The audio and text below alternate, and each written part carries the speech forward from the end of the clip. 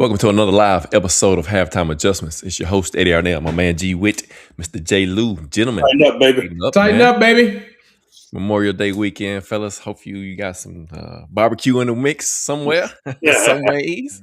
So we celebrate that holiday this weekend. Second quarter of the Tennessee Titans schedule. We talked about the first quarter last week. Let's hit this up real quick though. Got some highlights, some videos out of OTAs this week, guys. I know it's shorts and helmets, jerseys, but so far Carnell Tate looks like he might be the real deal. Your thoughts, G Witt? Nah, like you said, that's not a whole lot you can tell. I mean, the taste was good. I mean, the thing I like about him though, everything is catching with his hands and arm extended and everything, and he's got strong hands, obviously. So I was just loving the way he snatched the ball out the air and everything, especially in the back of the end zone. I thought that was a great catch. But I just wait.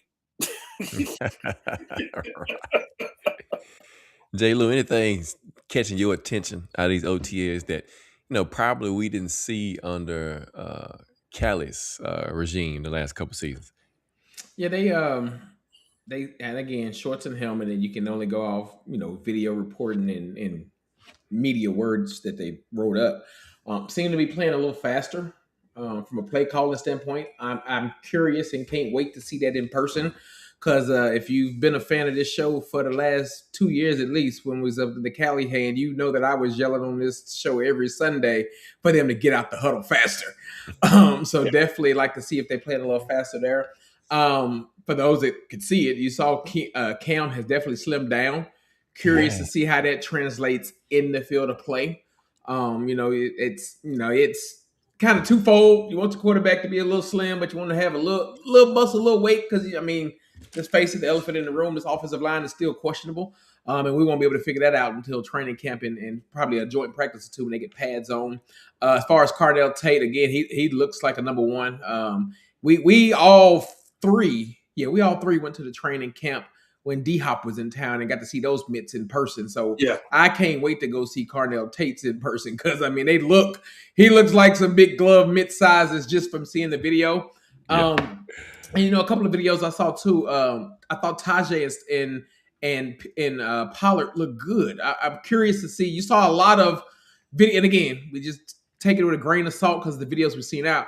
But you seen a lot of pass catching by the running backs on some routes. So I'm curious to see that. And then last but not least, Anthony Hill Jr. Yeah. Already. We're about to talk about game number 5, I think, tonight to start out. He might be the starter by then, if not before. I wouldn't be surprised by that at all. I text you guys when they had that pick, and that's just things he was doing at Texas, right? When you can create plays, and me and G, we used to talk about this all the time, J. Lou, before you jumped on with us, that playmakers, we want playmakers, and if he continues to do that, then I don't see why he wouldn't be the green dot guy. week 3 maybe.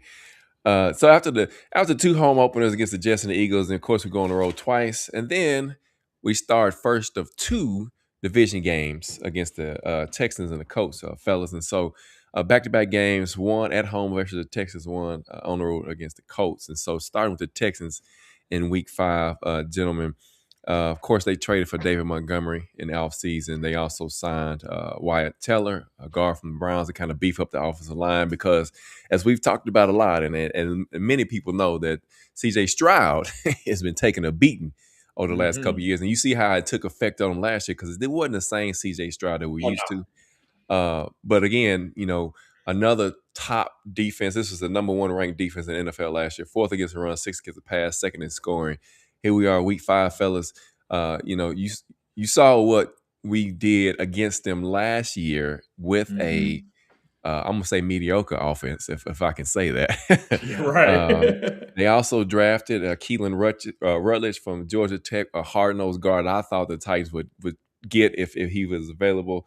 And then they added to the defensive line and Cade McDonald, a notable pick for Ohio State defensive tackle. So J. Lou, looking at the Texas, man, we know that pass rush is coming. Yeah. What do you think about this matchup? Early. This is an early matchup. Yeah, early one, and this one is at Nissan Stadium.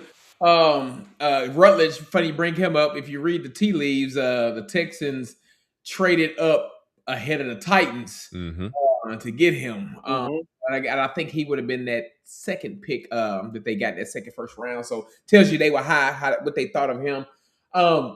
Again, get them early. I mean, the one thing you've seen from the Texans, this will be the second offseason in a row, if I'm not mistaken, that they've revamped their offensive line. Yeah.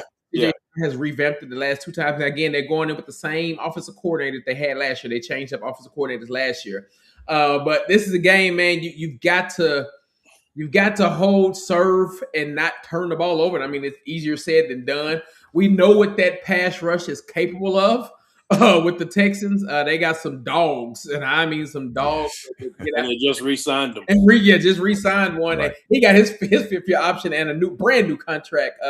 So we got to see him for a few more years. But know what they can do on the defense. Very well coached team from a head coaching standpoint with DeMarco. So I mean, it's going to be a tough one. I mean, this is always if any game is circled on the Titans schedule, no matter what, this one and the one in Houston is always circled because the lady that sits up top, if she don't want to beat nobody else, she wants to beat these Houston Texans.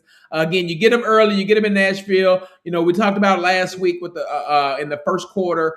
Everybody wants to talk about the Jets could be a must-win, etc. I think this is actually a must-win because it's a divisional game. Yeah. You've got to hold serve in a division. The last 2 years, I don't think we've won a total of 3 division games, if that, because I don't think we won one at all last year, if I'm not mistaken. No, we didn't win one last year. So one game, because we won one the year before when I think we snuck up on the Texans that game. So this is a game that you want to kick it off right, AFC game, but outside of that, this is a 2-for-1 because again, it's a divisional game. This is everyone's preseason pick to be the AFC champs, and again, this is a good measuring stick to see just how much you might have closed the gap when it comes to the talent. Because again, the Texans, without a doubt, one I would easily right now put them as one of the top 3 teams in the AFC. And again, the wild card and question mark for them is which CJ Stroud you get. And again, if you can get after him, he can get happy feet. He'll throw you some picks. He can do that.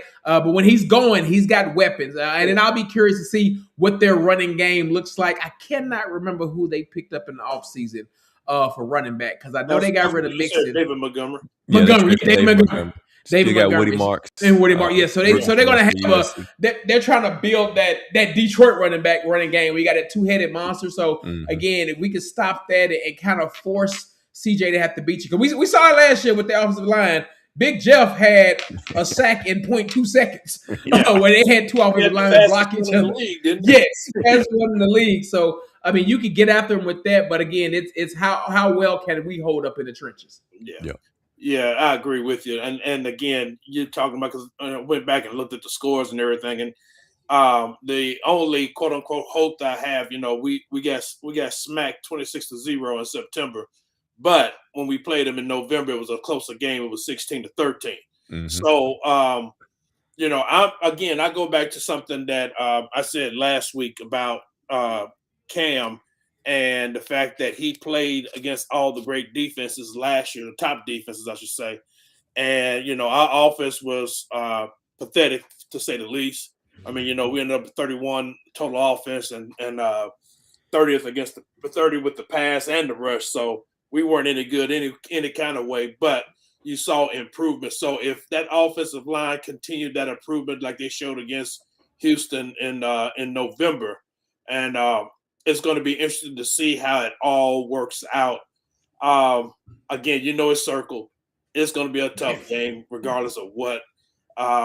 And the bad thing about it won't matter which quarterback is in there. It could be CJ Stroud, it could be Davis Mills, but it's going to be a tough game regardless. But if we can improve on our defense and our offense, I'm looking for a much better game out of the Titans against Houston. Definitely challenging them more. And I'm interested to see how Daboll is going to run the offense against that defense because they're bringing the heat. D'Amico Ryan is going to bring the heat all the time. That's the one thing I liked about him as a DC when he was in San Francisco. He did not back away in any time. I mean, even at the end of the games when it was trash time, he's still rushing and trying to get to the quarterback. Yeah. So it's just one of them things, man. It's going to be a good game, and I'm interested to see how Saleh's defense holds up against that offense. Because that offense, like you said, CJ Stroud, man, if he's getting protection and everything, he can and will pick you apart. He's one of those guys. He'll scramble. Him and Cam are similar in the fact that they'll scramble and continue to look downfield to try to find that open receiver. And if you can't get to him, it's going to cause you a lot of problems. So that one is going to be a matchup. I think the first one is going to be a matchup for us to see, and I think it's going to be a good one. And I don't know.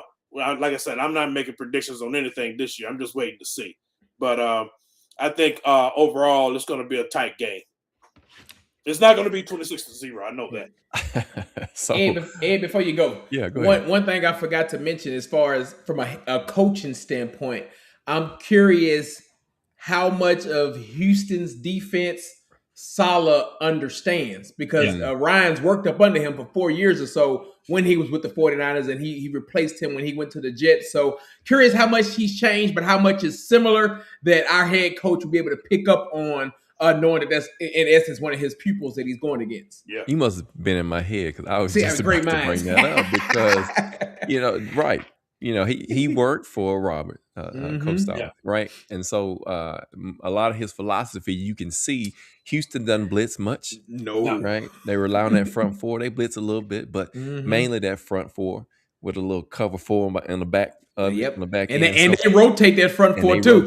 Right. And so you probably going to see a lot of mirror imaging, I would say. And then whoever runs it the best, right? Right. Because talent wise, they probably bet on the edges, but in the interior, right now anyway, we look like we might be a little better. So we'll see how that works out. This is week 5. It's still early in the season, and I say that you'll be able to tell a lot after those first 4 games about this game, and my outlook might change. And let me get back to one of the comments, because Darius is talking about how big. Thank you, Darius, for the comment. How big Alec is. So I'm going to equate that. I'm going to equate Alec's size, and I'm going to equate what you said in the opening, J. Lou, about Pollard and Spears catching the ball. There is competition to get on the field. So Alec has got to get in that number, because that receiver room looks a little bit different than it did last year. Yes, it right? does. Because you got Tate, you got Red, you got Robinson. So, those 3. That's 3. That's 3 right there. And we know that, Daboll runs a lot of 11 personnel. And so that's your 3. They'll probably go 4 sometime. They might go empty set, but you also got to equate and count in the tight ends that situation. So, it's go. The reps this year are probably going to get a little scarce in some cases. But so you'll see a lot of more people in shape. They're catching balls, doing things of that nature, and be like, I see what this competition now, because there's more talent on this team this year, in my opinion, than we've seen in the last few years. And so, and that's again goes back to Aganzi and what he's doing with this football team. And so, week 6, man, first division game on the road, G-Wit, Colts. Of course, Arden Keys with the Colts now. They signed Michael Clemens, Jonathan Owens, a safety that was with Chicago and Green Bay. Derek Nandi, if you follow the Chiefs, he was a defensive lineman for them, and Colby Wooden. C.J. Allen, the linebacker from Georgia, the second round.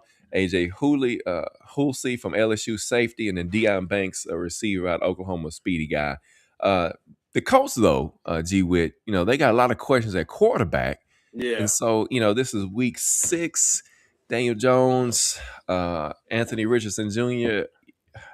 Your thoughts, man, on that game? Yeah, well, I was looking at that because I know Anthony Richardson Jr. has got permission to seek a trade and everything. So I'm interested to see how that goes. But then behind him, they got Riley Leonard. So you really don't know how this is going to work out. You don't know what kind of shape Daniel Jones is really going to be in coming back off of that injury. And that's going to be the interesting thing about the Colts offensively.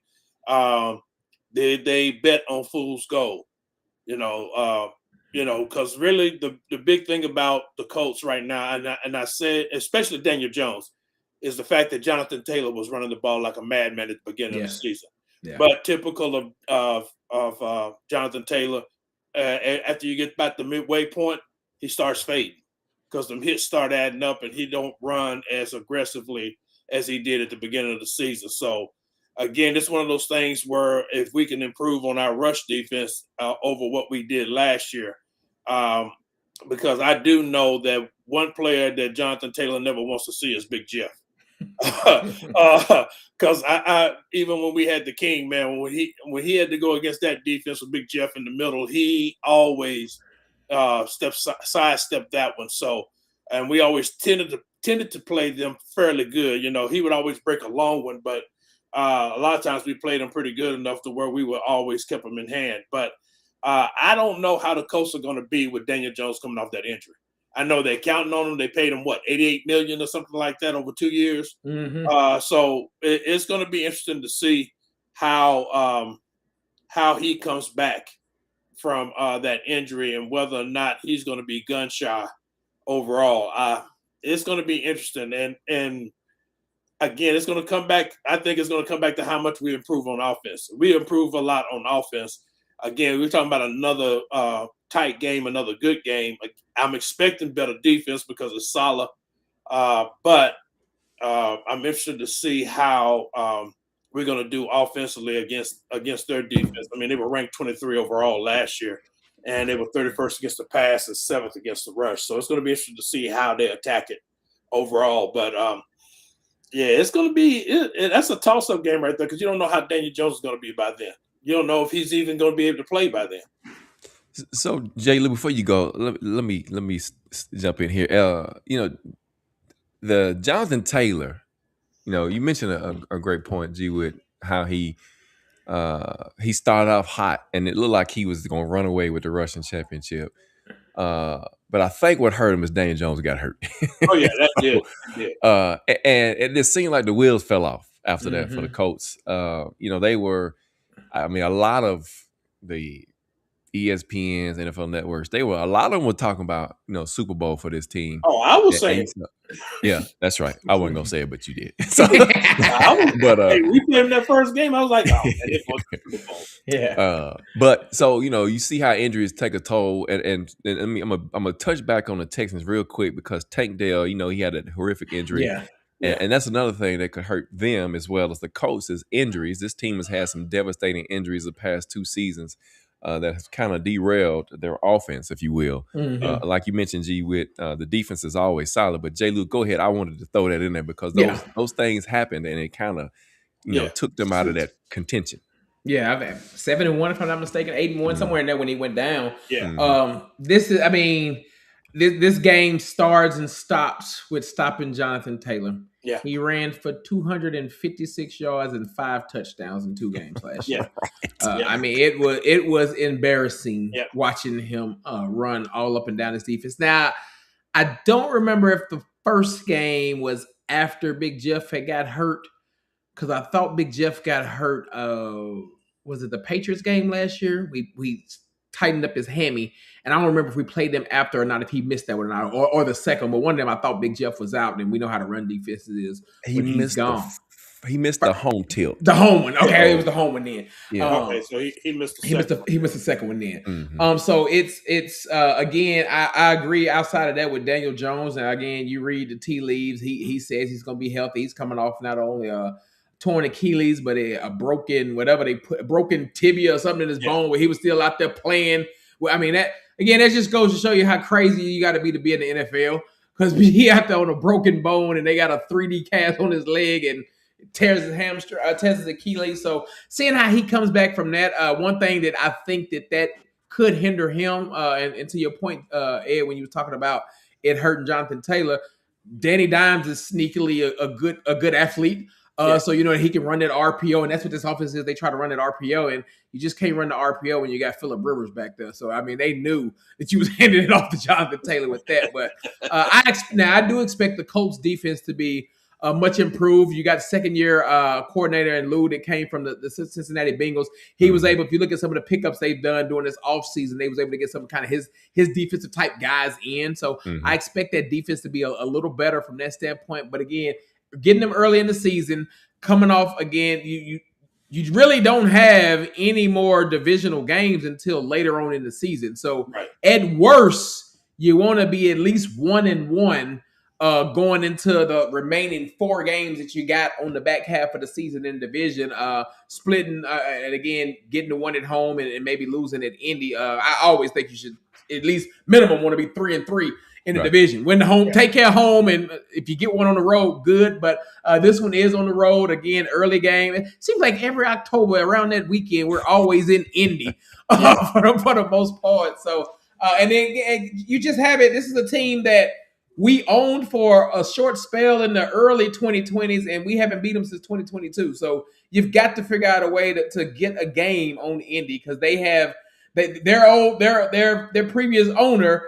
He was known for. I mean, I love talking about it when he was upset we couldn't beat him, and now we haven't been able to beat them. So you want to be able to get one on them. I think they've won 6 in a row since last time we beat them in 2022. So be able to steal one on the road, as you pointed out, at the first divisional game on the road, and really just see what this young team. Because again, we haven't spoke about the youthful movement of the Titans. But if you look at the a lot of the numbers and stuff that's been out, the Titans right now are ranked in the top 3 as far as youngest teams. Yeah. So how can the youth of this team, which the good thing about that is a lot of your youth movement, some of them second round draft pick, we talk about Ellick and all them, they're learning how to be pros because this is their second off season in the NFL season. So how good are they at bringing along the rookies we got now infused with some of the veterans we got? So again, I think this is one you can go up there and steal. But it's going to come down to making Jonathan Taylor sit on the sideline and be one-dimensional. Well, going back, I think that's a very important point about Jonathan Taylor because, again, like I said, Daniel Jones, as good as an athlete as he is, he depends highly on a good running game. His best year with the Giants was when Saquon came back and had his good year, and they made it to the playoffs. Right. So, but I think the problem you run into in this situation is the fact that if we know it, all the DCs in the NFL know it, that the key is going to be stopping Jonathan Taylor and shutting him down and making the coach one-dimensional with Daniel Jones because we know that Daniel Jones, when pressure gets to him, he tends to throw the ball away and everything. So I agree with you. Jonathan Taylor is going to be a key component as far as stopping them. And I think if you do that, then you got a shot. Yeah, to your point, both are a good point. 200 yards the first game, I believe I saw it just a minute ago, and then over 100 the second one. So yeah, 200 and some yards, almost 300 yards rushing, and those touchdowns that you mentioned. It's ridiculous. NWI is signed with the Colts, so he's on there as a receiver. Yeah, he did. Yeah, he's there. Wow. That front for the Colts is always tough with Grover Stewart and DeForest Buckner. I mean, some of the best defensive tackles in the NFL against the run in particular. DeForest Buckner has always been a problem for us. Every time we've played against him, he's a big guy. He pressures the pocket. And our guards and center usually have a hard time dealing with him up the middle. Maybe Sauce is healthy this year for them. Travarius Ward, the other corner. And so, a solid defense, like you mentioned earlier, J. Lou, 4-3 defense. Again, it's still, to me, and I don't know if Salah and Umano came across each other in the past, but again, these 4-3 teams, man, they're so similar, very similar in their concepts. If they run a cover 3, they're gonna disguise it as something else and then roll into it. So it's a lot of good things, a lot of good matchups. This division, to me, is probably one of the best ones. If on paper what we look like turned out to be how we are, this is going to be a tough division for us this year and for all the players in this division. But yeah, Colts on the road, man. After a matchup against the Texans, I mean, those are 2 tough games that we got to come out of that 1-1. One more player to watch for the Colts, Tyler Warren. Yes, tight end 1 / wide receiver number 2 / H-back. Right, we've got to find a way to stop him because I'm just with them losing Michael Pittman, you don't know how much Alec Pierce is good, but you don't know how he is in that number 1 role. And then outside of him, you got Josh Downs, and then like you said, NWI. But Tyler Warren he's the cog when it comes to that passing game. So what can we do to stop him? Right, and we struggle with athletic tight ends, as you all know. Historically, G-Wit, it's always been the case. right. I don't think G-Wit we found a tight end whisperer yet. We thought we had one. So we'll see.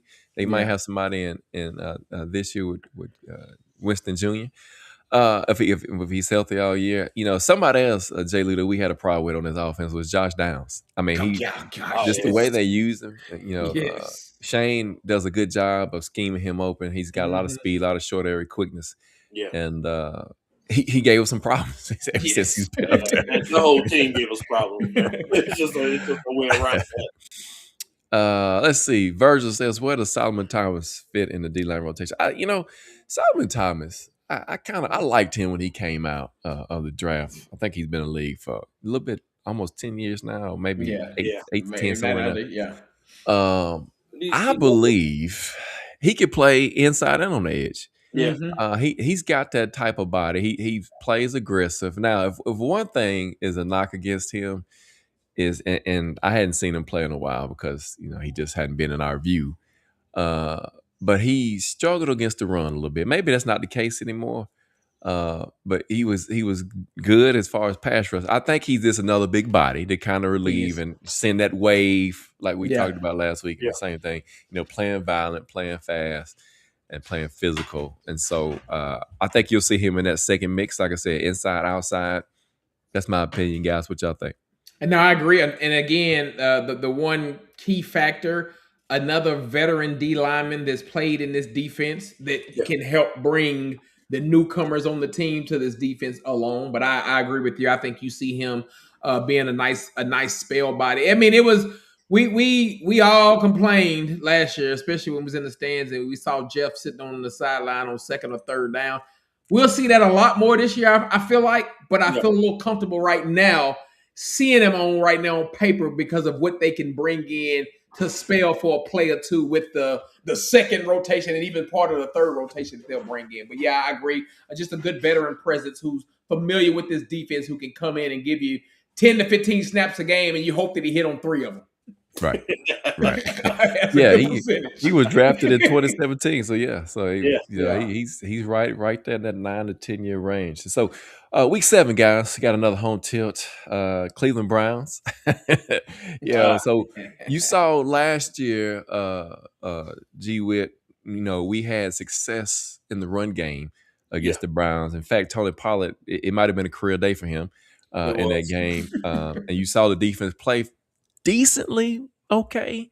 Gave up some big plays, but at the end they were able to shut it down. Got some pressure on Shedeur. They bring in Todd Monken as a new coach of the team. Signed some interior players, trying to bolster that offensive line. Quincy Williams at linebacker. Deshaun Watson is back healthy. He's competing for that number 1 job. They drafted another quarterback. What are they doing in that quarterback room? Again, drafted one of 15. Right. That's right. Drafted one of the best tackles in the league. And had come out of college, Spencer Fano out of Utah, KC Concepcion, a receiver, Denzel Boston at receiver. So you see what they're doing. And Emmanuel McNeil Warren, one of the, I thought, you guys remember we talked about this guy out of Toledo, the 6'3", 250-pound safety that ran a 4.3. I thought was probably one of the best players in the draft. So they get him, everybody wants to mimic, and I know I'm gonna jack his name up, so I ain't gonna say it. But the safety that played nickel for the Seahawks, that's a beast. And so, but G-Wit, the Browns, 4th rated defense last year, 27 on offense, man. What are they doing on offense, and what is it going to be for us in week 7? And in all honesty, this is the enigma on the schedule right now because you really do not know what you're going to get. You don't know who's going to be playing at quarterback. They're more than likely, if he's healthy enough, they'll start Deshaun Watson. But we also know that Deshaun Watson hasn't been able to make it through 4 games before he has to be shut down because he injures his shoulder, he does something else. He's just constantly getting hurt. So then you're coming down to Shedeur Sanders, and I couldn't think of the name of the other quarterback they drafted last year. Dillon Gabriel, thank you. And I don't know how that whole situation is, for lack of a better term, it's a mosh pit, man. You just don't know what you're going to get out of Cleveland. Their defense is Is Schwartz still the coordinator? No, he left. Oh, so and that's another thing. Mm-hmm. That's another thing. You don't know how that defense is going to look this year either, because with Schwartz, you knew what you were getting. Right. But Miles Lord, Myles Garrett. You want a little jazz? Yeah, do a little jazz trumpet too. But Myles Garrett, set the record for sacks in the season. But the funny thing about it, they had a game plan for him. He only got 1 sack against us. We were really thinking he was going to break the record against us, and he didn't even come close. Then some. So I think again, it's going to come down to us being able to run the ball on Cleveland and being able to be better on offense. But you just don't know what you're going to get with Cleveland. I mean, with the new coach, offensive coordinator, if how he ran the offense in Baltimore, I am curious to see what he's going to do in Cleveland, because I didn't like the way he ran the offense in Baltimore at all. So, especially with the talent that he has. So, I don't know what you're going to get out of Cleveland. I wish I could say I did, but I have no clue whatsoever. J. Lou, just looking again, this is paper, and I get that. But man, they've really bolstered that offense. You look at Jared Jeudy, KC Concepcion, Denzel Boston, Harold Fenton Jr. at tight end. I like what they did there. The offensive line is always a question mark for me, man. Who plays quarterback? But J. Lou, the Cleveland Browns, man, week 7 at home. Yeah, this is. I mean, I'll agree with G. Witt. This is the enigma, because it's you don't know from a quarterback standpoint. I mean, I'm not gonna lie. I forgot Dylan Gabriel was on their team, and he was drafted before. Yeah, he even talked about it. He was drafted before Shedeur. I feel like because I like to say the NFL is all about the drama. I feel like this would be a Shedeur versus Cam game if things can happen their way. Because we saw that last year. Again, Quinshon Jenkins and Dylan Sampson. Nice 1-2 combo. Both of them was kind of young last year. They did see some fumble opportunities. Harold Fenton Jr. to me is, again, another tight end that can cause us some trouble. He was a good fantasy pickup late last year, by the way. Jared Jeudy, big body receiver. Concepcion, I'm glad he didn't get drafted by the Titans. To me, he's more of a gadget type wide receiver. I'm very curious to see how his game, because again, we've seen some speedsters come into the league and not be able to translate into playing NFL wide receiver. So I'm curious on how that goes. But yeah, now defensive wise, I think again by week 7 it's week 7. Yeah, week 7, we will have whatever offensive line we got, barring any injuries. You hope by him they have gelled to where they put somewhat of a game plan again together. Because again, one thing about Myles Garrett, he's a phenomenal pass rusher to me. But I think the Titans game proved it. When you can scheme up ways to take him out of the game, he's not Aaron Donald. To whereas you could try to scheme up Aaron Donald and he still is a game record to me. Oh, yeah. Myles he's not that type to me, where if you scheme it up right, he's not impacted. And again, when you schemed it up, and the way the Titans did it last year with him up in that snow, when you were sending the chips or sending help toward his way, none of his teammates were eating. Right. So that's hopefully they keep that up again. And again, as you said, I think they're very susceptible to the run game. You do got the linebacker Schwartzer, that it was the defensive rookie of the year. That's correct. He's going on year 2 at middle linebacker spot. So again, at that second level, they got a playmaker there. But this is one of those games where really the score was closer than it should have been when we played them last year, because the defense kind of did what we did and took the foot off the gas and let them get back into it, and play calling blew that game for them on the 2-point conversion. And because Shedeur was cooking. Deshaun, it'd be curious to see. He's been out of football, I feel like 2 years, if not. I mean, even then he was hurt. Yes, probably longer than that. Probably about 2.5. So right now he's QB1. I don't expect him to be QB1 by the time that rolls around. Not only health, but I just think from the last we've seen him play, I don't know if he'll be playing well enough to do that. And then when you get Shedeur in, just curious to see how he is. Curious to see, and I want to see Shedeur. I'm a fan of Shedeur's. I want to see Shedeur, what he's learned, similar to Cam, whereas I think both of them gentlemen learned last year that Unlike college, where you can scramble backwards in the pocket and get away, you can't do that in the NFL. So I'm curious to see what he's learned from that standpoint and how to protect himself that way. But this is a game. This is the second and only second game of the entire Titans schedule that the Titans are currently on paper favored in. So you were favored against the Jets and you were favored against the Browns. Right. Yeah, and so we don't know, like you guys said, we don't know what we're going to get out of Cleveland. New coaching staff. They added Quincy Williams at linebacker as well, so they got a pretty good linebacker core. Of course, the front is boosted by Myles Garrett, and when you get out of focus and attention like Big Jeff does, then somebody else has got to step up and eat. And the secondary, of course, Denzel Ward, which has been one of the best corners in the league in the past few years. Tyson Campbell, Ronnie Hickman, and Grant Delpit at safety. So yeah, it's interesting game. Another AFC conference game. These are the games that you want to get in case there's a tiebreaker situation. Yeah. This is a very important game that we need to take at home. Because again, like I said, if it comes down to tiebreaker, you've got to have those tiebreakers that work in your favor. Absolutely. Yes. And this, again, this is another team, man. You if you just look at the roster, you kind of want to try to figure out what they're doing. Not only the quarterback room, the running back room, the receivers. Isaiah Bond. They got him right. They signed him late. Cedric Tillman. And so those are some things, man, that they're in shambles right now. And this is week 7, so you just never know what you're going to get out of this game. It's going to be a toss-up. Week 8, fellas, on the road against the Bengals, a team that's going to be very, very, very hungry. Broadway Joe Burrow is ready to get that team back up, man. You talking about a team that needs to solidify the offensive line because Joe's been getting beat the last few years. Yes. A lot of injuries. He's questionable if he can play a whole season without injury at this point of his career. 17th offensively last year, 31st defense. But this team also struggles on the defensive side of the ball. And J. Lou, you see what they did. They traded for big sexy Dex from New York. They gave up a couple first-round picks. Kyle Duggar at safety. Jonathan Allen, another interior lineman, and Bobby Maffei, edge from Seattle last year. And so they drafted Cassius High in the second round, one of the top edge players from Texas A&M. There was talk that he was going to go in the first round, but he slides to the second round, and he, SEC Defensive Player of the Year. So, edge is Jacario Davis, a cornerback out of Washington, one of the top corners in this draft.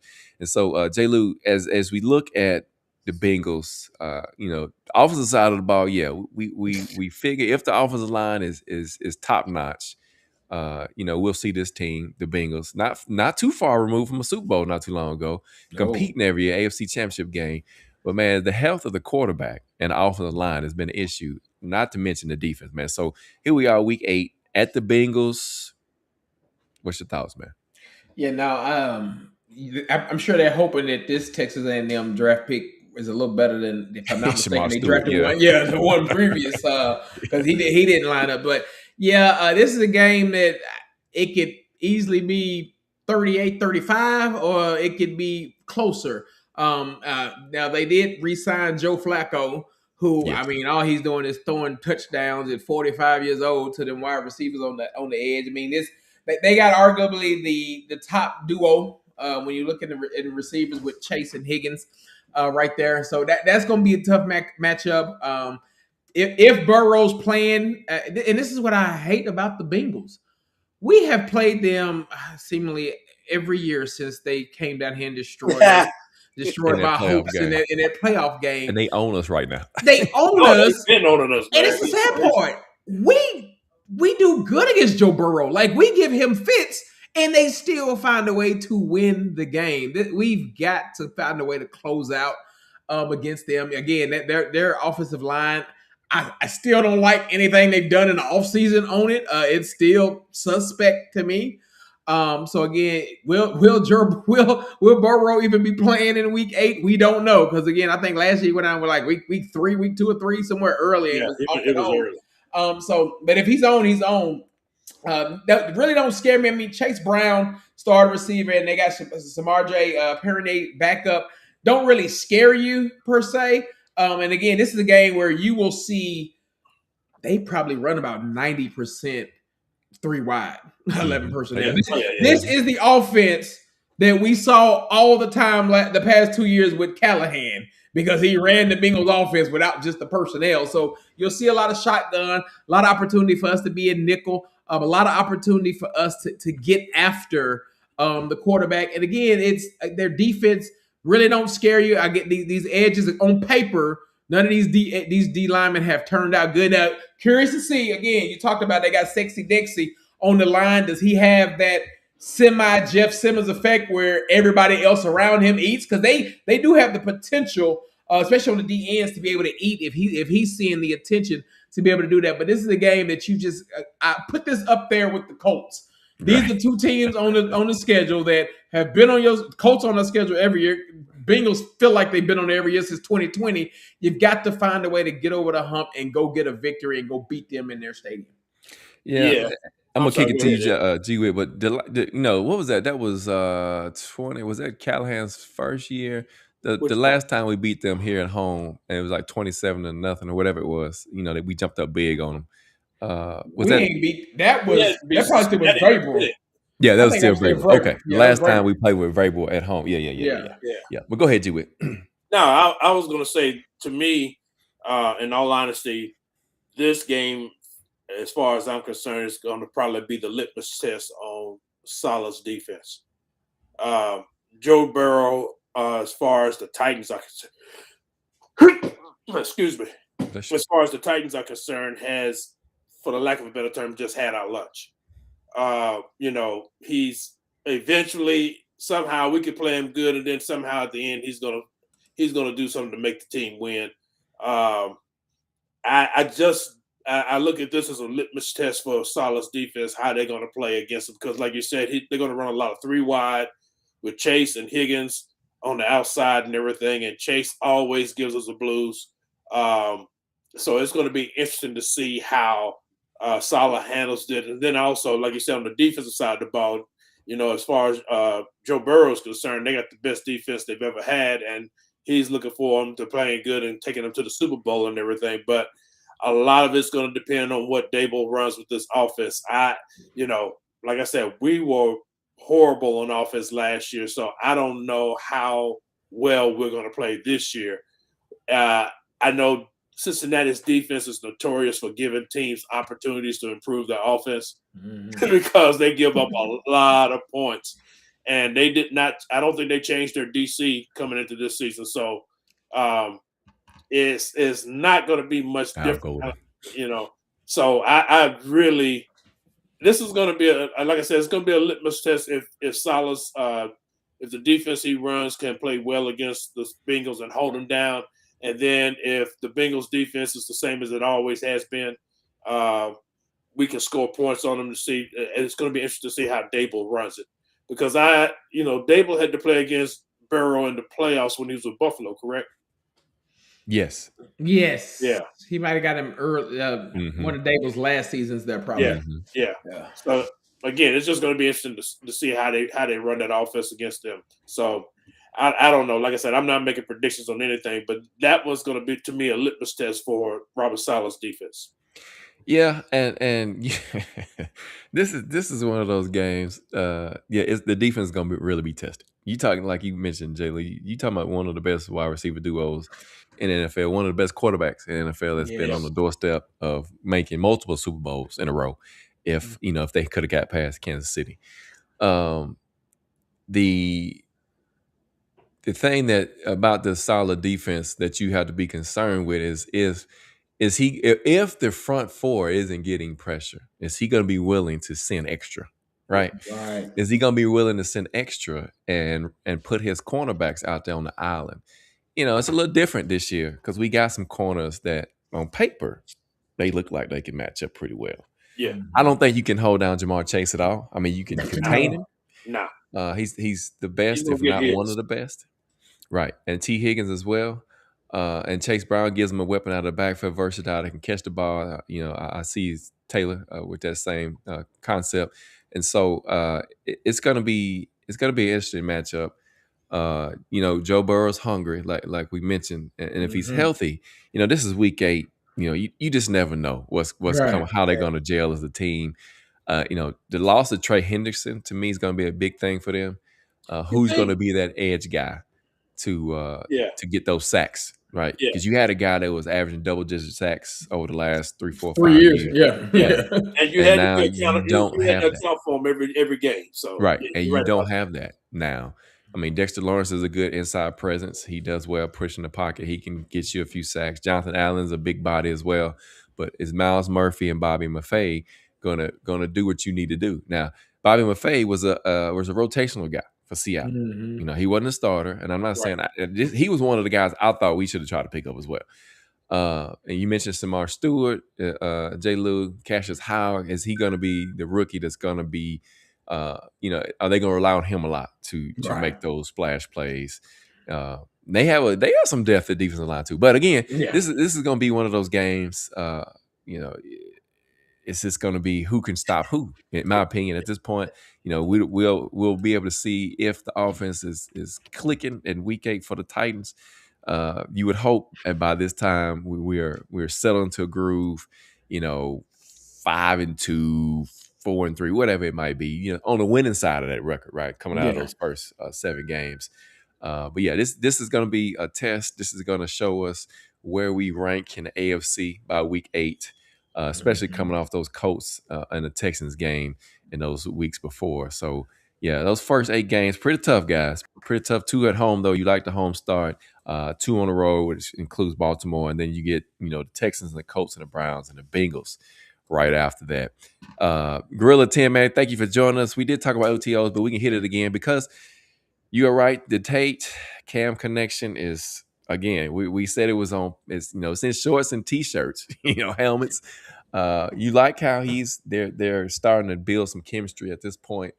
Hopefully, it'll carry over, and we'll see how it goes. It's still early. I think that's the main thing. I think that's the main thing is that you like that your second year starting, hopefully franchise quarterback is in May trying to build a chemistry with his starting rookie wide receiver that is hoping to be number 1. Because, I mean, if he hits and Cam hits, they on the same trajectory. You're talking about a Burrow. We just talked about Burrow and Chase. They were drafted a year apart from each other. That's the same trajectory there. So good to see that. Somebody we didn't bring up, Eddie, and I'm a little disappointed in you because you didn't bring him up, and this is your guy. And I just thought about it. You're right. You know who I'm talking about.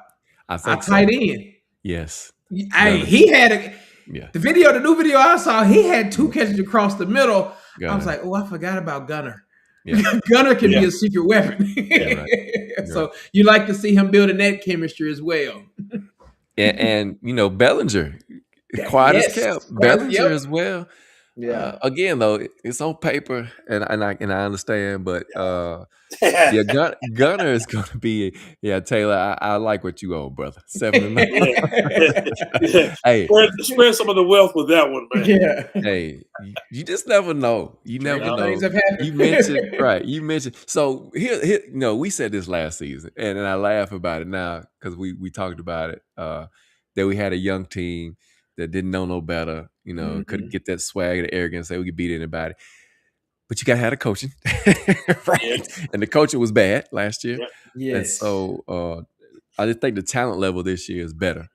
Again, like I said, I know it's early, but to me, just overall from top to bottom, this roster has been turned over in a great way.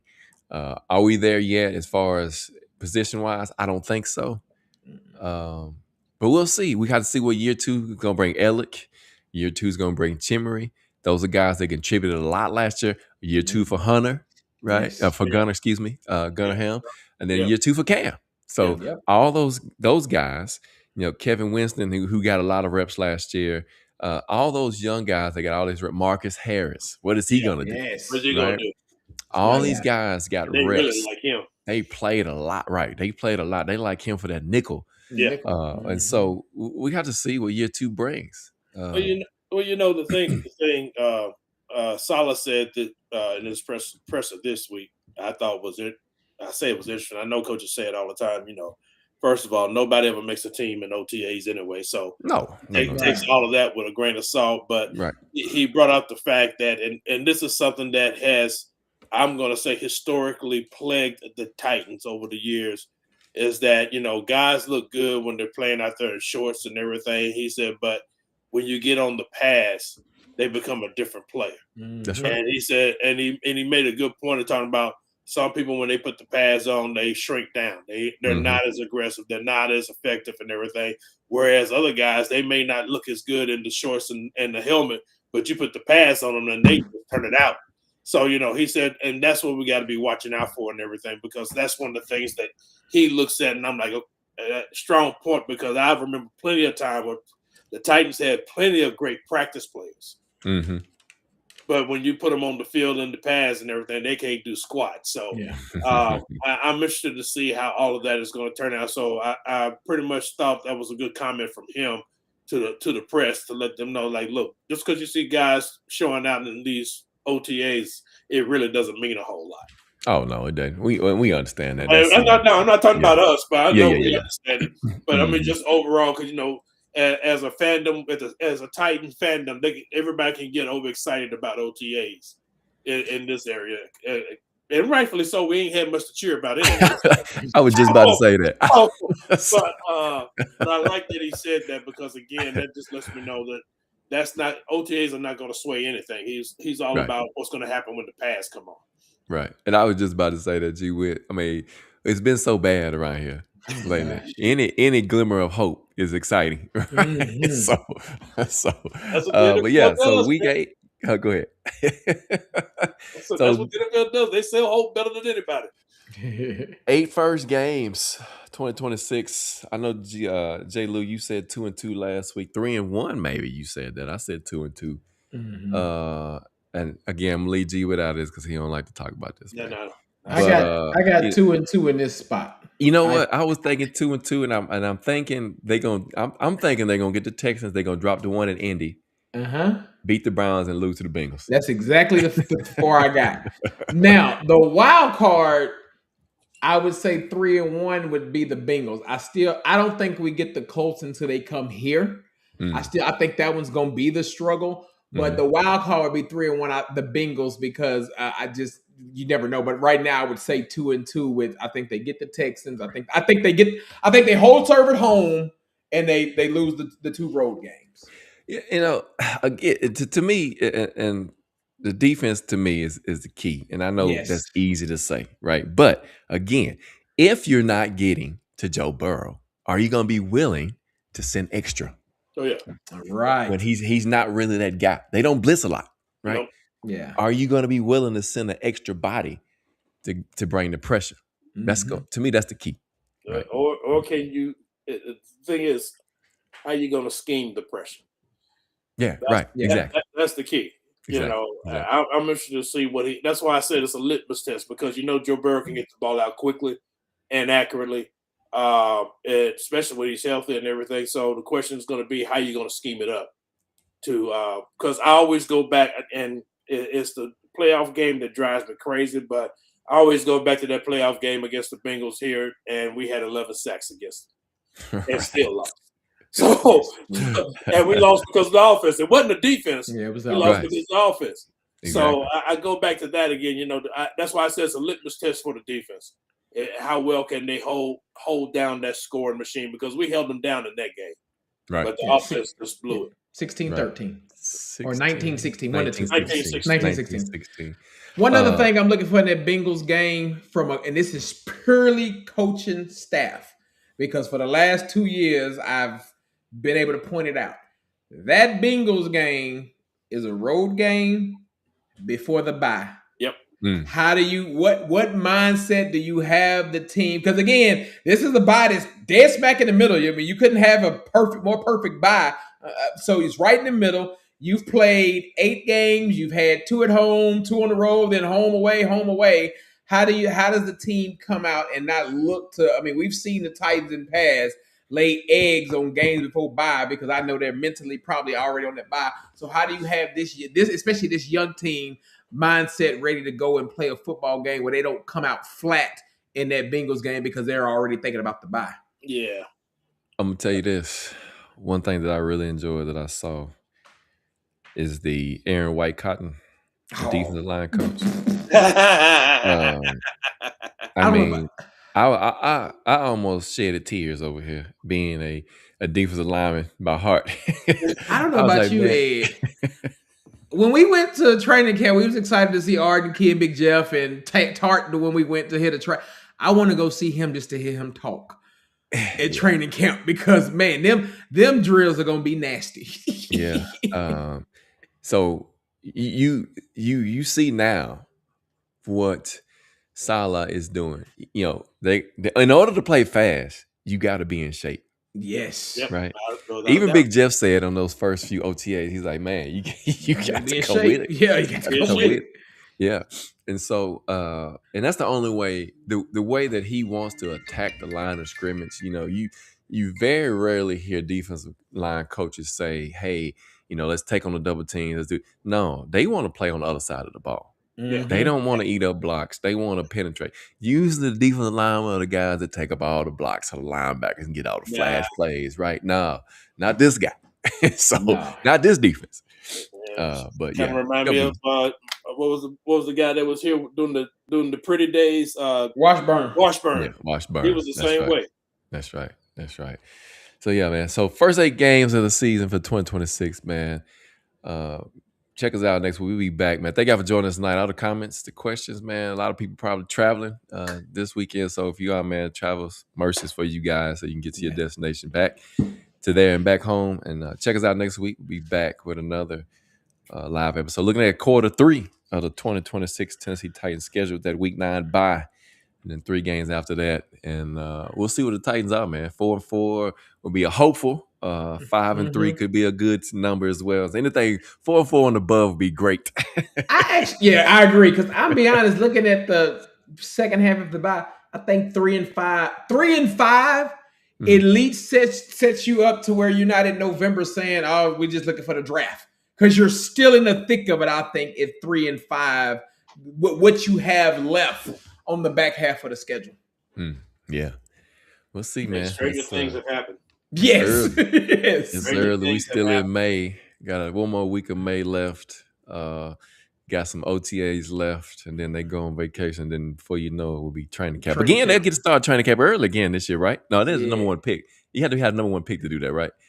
No, you have to be the only teams that should start early this year will be whoever's got the Carolina and whoever else they're playing in the Hall of Fame game. I think Arizona. They get to start like a week early. The only thing we start OTAs is the last thing we could start early with the new coaching staff. So they've started that early. I think they got in 2 weeks, 3 weeks, maybe the Father's Day weekend, if not that week before, is the mandatory. Or the mandatory. Yeah, that's the mandatory. That's the mandatory. They got a mini camp.